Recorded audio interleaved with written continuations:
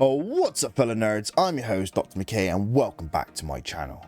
This video is going to be a breakdown of the Goa'uld LCAS mid-range attack bomber, and as usual I will shed some light on the history of the ship and discuss appearances in the show, and its roles within the Goa'uld Empire. Then move on to the specifications of the ship. Before we get started though, if you like the content, please feel free to hit that like button, don't forget to comment your thoughts, and don't forget to hit that subscribe button to help the channel out. And all that said though, let's go. So for the history of the LCAS, we need to go back to the Goa'uld's first dynasty when the Goa'uld Patah created and designed various ships for the Goa'uld Empire. And among these ships he created the LCAS to serve as a support ship for the Huttuk motherships. The LCAS has many roles in fleet and ground formations, providing a well-rounded balance of ship uses. The LCAS is a short to mid-range attack bomber for assaulting ground targets and also provides support and bombing runs on enemy ships in space. It also acts as troop transport to the battlefield by bringing troops directly into the fight, and after delivering its troops it can serve as aerial support for said ground forces, giving the ground forces the advantage and cover from the sky. The LCAS is also hyperspace capable, which allows the LCAS to be used as a scout by jumping ahead of a fleet to scout for targets. This is also bolstered by a cloaking generator that the LCAS has, which renders the ship invisible to sensors, allowing for the perfect attack scout. The LCAS has a long history of use, and we see it being used in various battles in the show. Some of my favourites are the first encounter with the LCAS by SG-1, when the LCAS decloaked and attacked their Huttuk, disabling the ship, leaving O'Neill and Tilk to chase after it with a Death Glider. Another favourite of mine is in the episode The Other Guys, where one attacks SG-1 as we see it hovering over the Stargate deploying troops. There is of course the Battle of Antarctica, where we see many engage the Prometheus and F-302s, and we also see them later on engage the Replicator Armada. There is also many other moments in the show of the LCAS's abilities, and it is my favourite Goa'uld ship.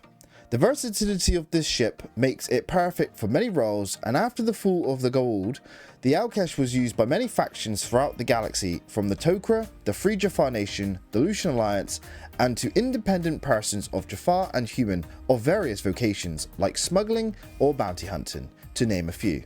The LCAS is the perfect ship for most roles, so with that said, let's break down the specifications of the LCAS, starting off with the size.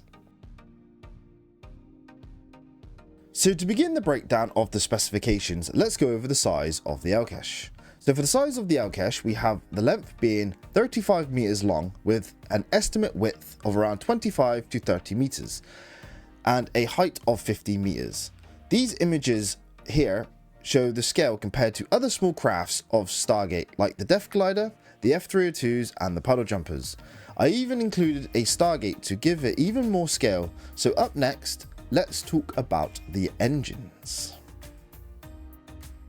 So for the propulsion systems of the LCAS, we have three engines. The first engine is the magical propulsion system that negates inertia and the forces of gravity, allowing the ship to just hover in place without the use of any engine thrusters, providing directional thrust. This form of propulsion allows for any directional movement in space and the ability to hover in a planet's atmosphere.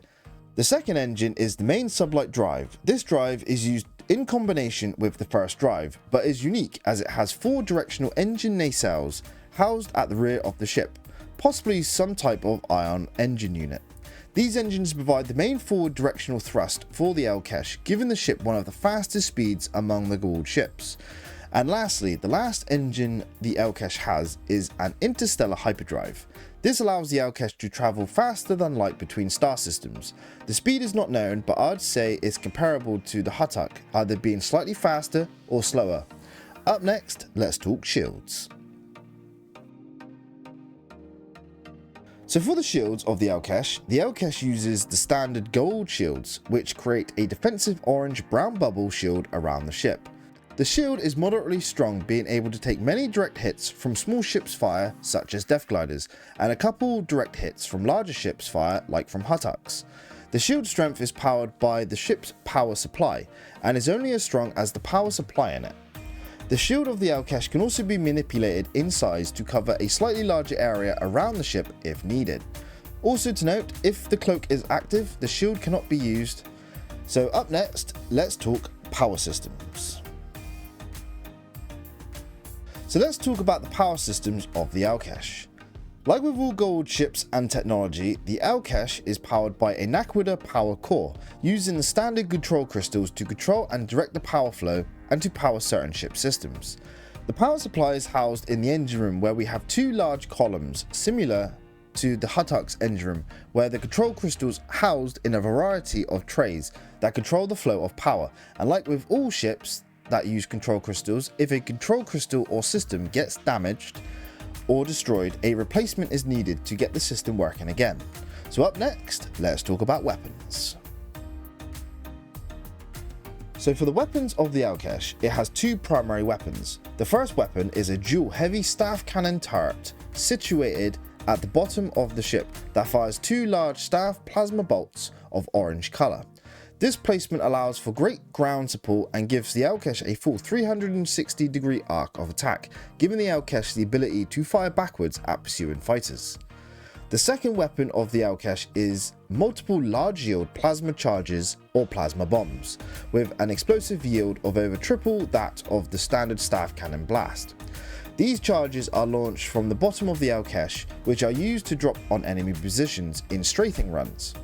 These large yellow-orange balls of high-energy plasma create a large explosion that can even breach the depths of underground Tok'ra tunnels. The only drawback of this bomb is its accuracy, so the tactic used by the Goa'uld to negate this is by using multiple Alcash in overwhelming force to cover the whole area in plasma bombs. Next, let's discuss controls and sensors. For the control systems of the Alcash, the ship is controlled from the bridge, or cockpit. At the front of the ship, the cockpit has two seats. The one on the right is for the pilot, which has the control orb type hand device that the pilot uses to operate and fly the Alcash. And the second seat is for the co-pilot. Its function is unknown, but I presume it's for controlling the weapons and other ship systems, while the pilot concentrates on flying. The ship is powered on via a master control crystal housed in the central pedestal in the cockpit, right here. This crystal is also used to set the ship self-destruct and to launch the escape pods. The layout of the cockpit is almost the same as the tail-attack cargo ship's cockpit. And for the sensors of the Alcash, it uses short to mid-range sensors for planet scanning, battle data and system scanning, but does not have any long-range sensors. The Alcash also uses long-range subspace communications for real-time communication with others across the galaxy. So to wrap up the ship systems, the Alcash has a cloaking device that renders the ship completely invisible to sight and sensors, making the Alcash perfect for scouting. And like I said before, when the cloak is active, the shields cannot be used, and it takes a few seconds to change between shields and cloak and vice versa, giving the Alcash a small vulnerability window during that time.